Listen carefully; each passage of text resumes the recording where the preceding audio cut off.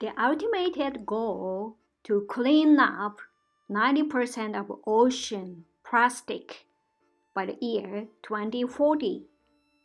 People said there is no way to clean up this up. The best things we can do is not make it worse. That's a very uninspiring message. Everyone wants the future to be better than the present. And that's what we hope to achieve with this cleanup. The Ocean Cleanup Project towed the system out of the San Francisco Bay. They built it at the largest cleanup in history. That's because they are starting with a Great Pacific garbage patch, a floating mass of trash more than twice the size of Texas. That plastic is still going to be there in 1 year. It's probably still going to be there in 100 years.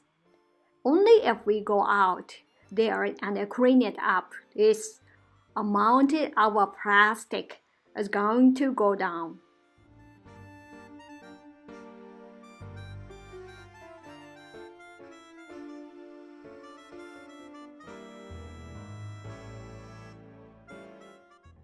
There are approximately 150 million tons of plastic in the world of oceans.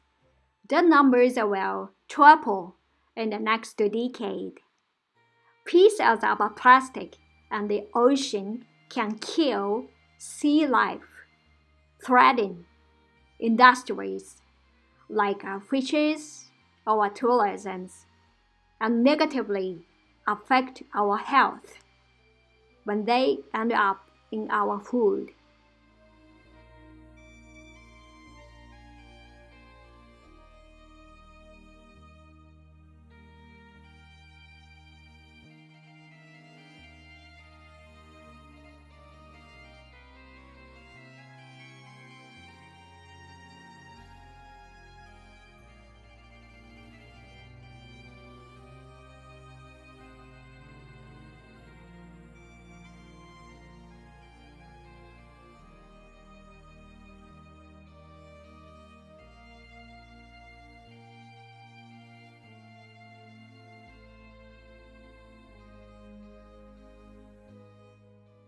Around the world, there is a plastic washing up on beaches.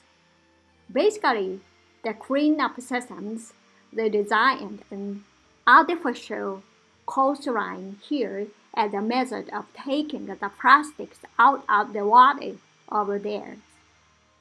Every couple of months, there is a boat coming, a bit like garbage trucks on the oceans, and that takes the plastics out there on the boats and bring it back to shore.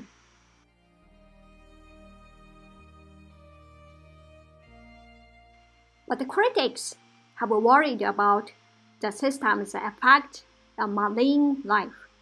So they have the floater at the top that keeps it afloat, but also prevents plastics from going over it, while they have screened underneath it that prevents plastic from going under it. So they don't have anything that can entangle the marine life.